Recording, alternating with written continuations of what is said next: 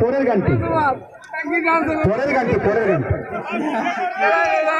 খুব সুন্দর দৃশ্য। কিন্তু দশম বর্ষের ফুটবল টুর্নামেন্ট একটা ইতিহাস সৃষ্টি করলো।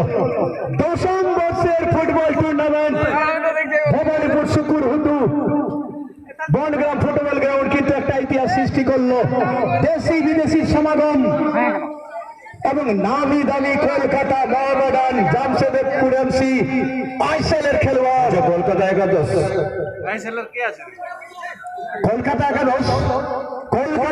ফুটবল টিমের অনার শিমল হাসদা